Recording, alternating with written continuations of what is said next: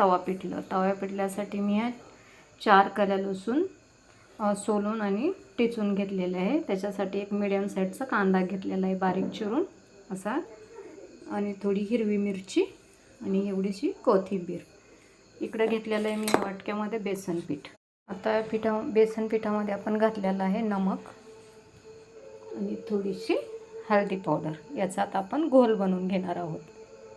अशा प्रकारे मी हा बेसनचा घोळ बनवून घेतलेला आहे. तव्यात तेल ओतलेलं आहे, त्याच्यामध्ये थोडीशी राई घातलेली आहे आणि जिरे घातलेले आहे. आता त्यात जाते लसूण, त्यात घालूया कांदा.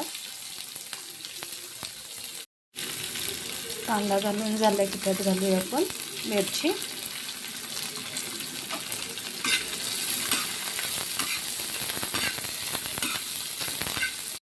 आता आपला मसाला असा चांगला प्रकारे असा फ्राय झालेला आहे. आता त्याच्यात आपण घालून घेऊया हा घोळ.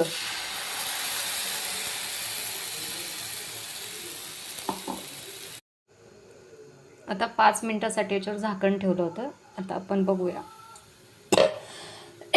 अशा प्रकारे आपलं हे तवा पिठलं तयार आहे.